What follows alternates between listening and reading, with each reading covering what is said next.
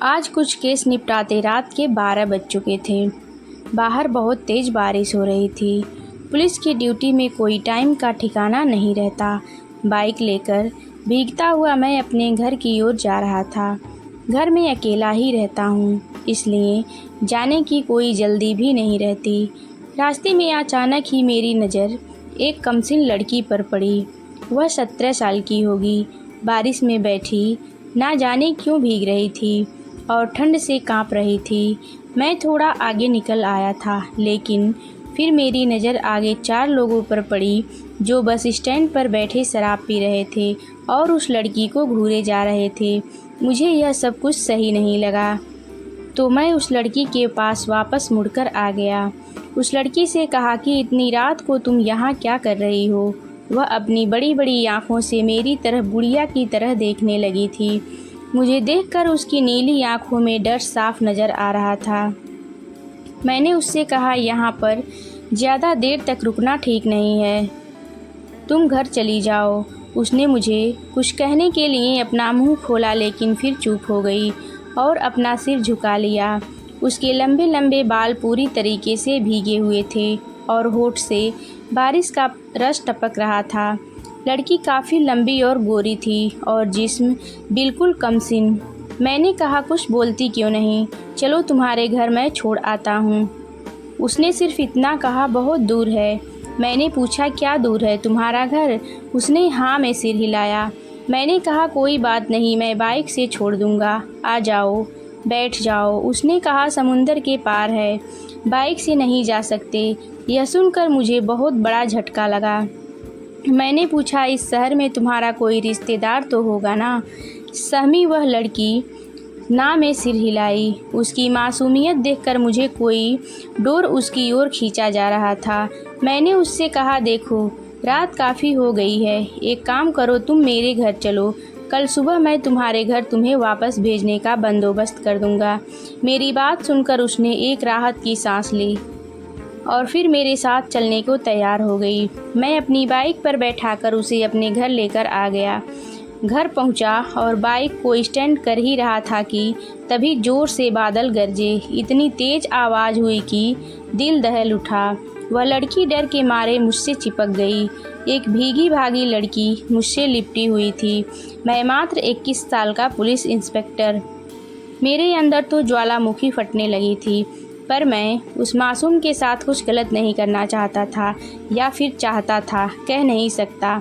मैंने उसे कसकर पकड़ लिया ताकि वह घबराए नहीं। इस भीगे मौसम में उसके जिस्म की गर्मी मेरे जिस्म की आग को बढ़ा रही थी। मेरे अंदर तेज इच्छा जाग रही थी, या फिर मेरा मन मेरे बस में नहीं था। उसे छोड़ने को दिल नहीं कर रहा था, लेकिन फिर उसे लेकर अपने घर के अंदर आ गया था। वह अपने नैन झपकाते हुए मेरे घर को देखने लगी थी, मानो घर नहीं उसका ससुराल हो। मैं मुस्कुराने लगा, मुझे हंसी आ रही थी। ना जाने क्यों यह लड़की मेरे घर में कदम रखते ही आज पहली बार मैं अंदर ही अंदर इतनी खुशी महसूस कर रहा था। मैंने जल्दी से एक टॉवल खुद ली और एक उसे दे दी। अपने आप को पोंछ लो।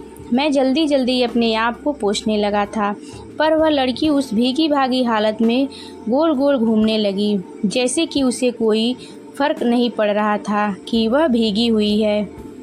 मैंने कहा, तुम्हें ठंड लग जाएगी। उसने कहा, नहीं लगेगी। समंदर। उसकी बात मेरे समझ से बाहर था। यह क्या कहना चाहती है? समंदर? कौन से समंदर की बात कर रही है? मैंने सोचा, हो सकता है समंदर के किनारे इसका घर हो और उसे भीगने की आदत हो। मैंने जल्दी से अपने कपड़े चेंज कर लिए और उस लड़की को भी एक नाइट गाउन लाकर दे दिया। कहा, इसे पहन लो, पर वह लड़की गीले कपड़ों में मेरे पास आ गई। कमाल की खूबसूरत लग रही थी, पर मुझे समझ नहीं आ रहा था कि लड़की है कौन और कहाँ से आई है। ऐसे अजनबी लोगों को कभी शरण नहीं देनी चाहिए, पर मैं ठहरा पुलिस वाला, इसे कैसे छोड़ सकता हूँ? गीले कपड़े उसके बदन में इस कदर चिपक गए थे कि उसके बदन के एक एक उभार मुझे नज़र आ रही थी और मेरे अंदर एक अजीब सा नशा छाने लगा था। मैंने दोबारा उससे कहा, यह पहन लो, पर वह चुपचाप सामने खड़ी थी। आखिर मजबूरी में मैंने ही टॉवल उठाई और उसके बदन को पोंछने लगा। उसकी सांस बहुत तेज चल रही थी। उसका गला सूखने लगा था और मेरा गला भी सूखने लगा था। उसके बालों को अच्छे से मैंने पोंछा, फिर कहा, लो यह गाउन पहन लो। पर वह कुछ भी नहीं कह रही थी, एक जगह स्थिर खड़ी थी। मैं उसकी तरफ देखने लगा और फिर कहा, ठीक है, मैं बाहर जाता हूँ, तुम चेंज कर लो। लेकिन जैसे ही मैं जाने लगा उसने मेरा हाथ पकड़ लिया। उसकी नाजुक हाथ जब मेरे हाथ को छुआ तो मेरे अंदर एक करंट सा दौड़ गया। उसने कहा, मुझे छोड़कर मत जाइए, मुझे डर लगता है, आप ही मुझे कपड़े चेंज करवा दीजिए। यह सुनकर तो मेरी सांस हलक में अटक चुकी थी। फिर मैंने लड़की के गीले कपड़े को गौर किया।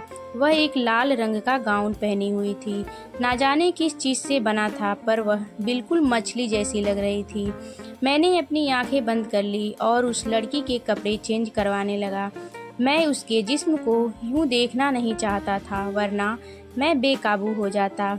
लेकिन कपड़े चेंज करवाते वक्त उसके जिस्म को छूने लगा था। पर उसके जिस्म को छूते ही मुझे बहुत हैरत हुई। ऐसा लग रहा था उसके पूरे जिस्म में रेत है। यह महसूस करते ही मैंने अपनी आंखें खोल दी और जैसे ही उसके अनाभूषित जिस्म को देखा, मेरे होश उड़ गए थे। उसके जिस्म को देखकर मेरी आंखें फटी की फटी रह गई। दूध से सफ़ेद तन में रेत के कण लगे हुए थे।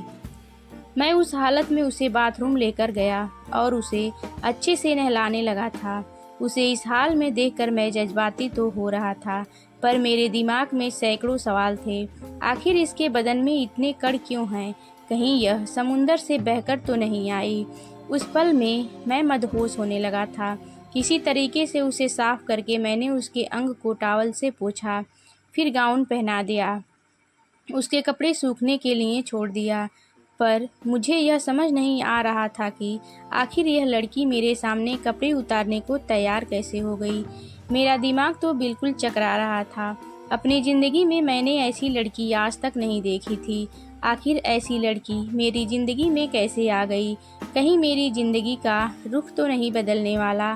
कहीं यह लड़की कोई हसीन जलपरी तो नहीं जो समंदर से निकलकर आई हो? पर इसको देखकर तो यह बहुत मासूम लग रही थी। मुझे कुछ भी समझ में नहीं आ रहा था, पर भूख जोरों की लग रही थी। मैंने पूछा, तुम्हें भूख लगी है क्या? उसने हाँ में सिर हिलाया।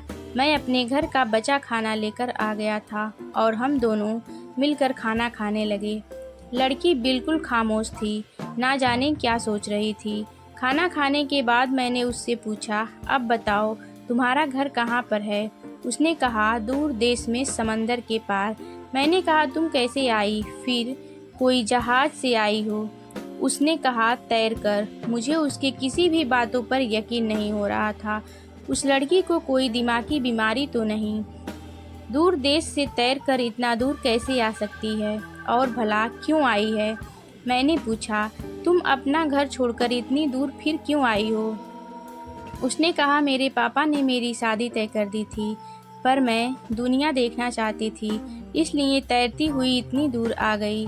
मैंने कहा, तुम्हें पता है तुम्हारा घर कहाँ है? जगह का नाम क्या है? उसने हाँ में सिर हिलाया, फिर अपनी उंगली समुंदर के ओर करके इशारा करने लगी। मुझे कुछ भी समझ में नहीं आ रहा था।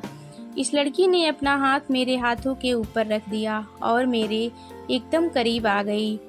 मुझसे इस कदर चिपक गई कि हमारे बीच की सारी दूरियां नज़दीकियों में बदल गई। मैं सब कुछ भूलकर उस पल में ढलने लगा था।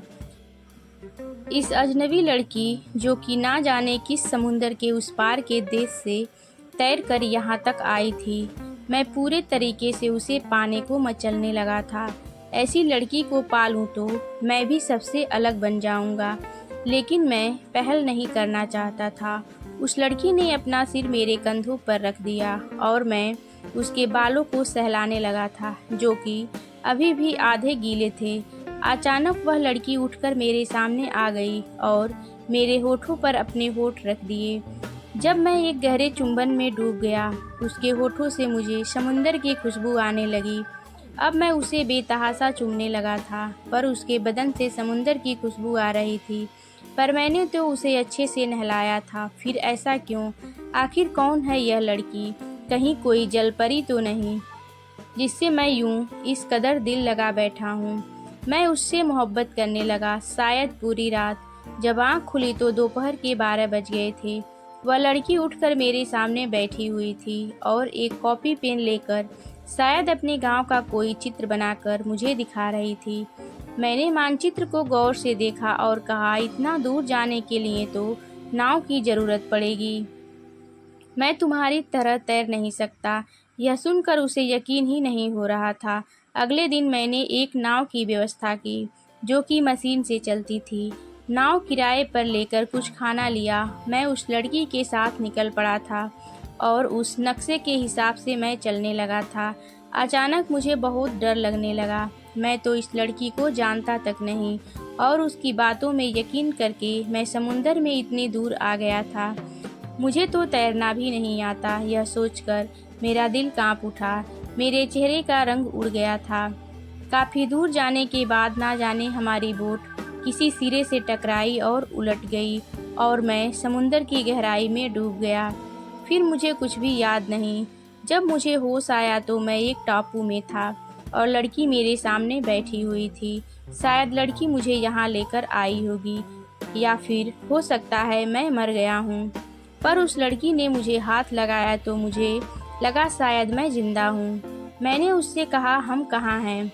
उसने कहा, मेरे घर में। यह टापू उसका घर है। यह लड़की मुझे अपने टापू तक लेकर आ गई है।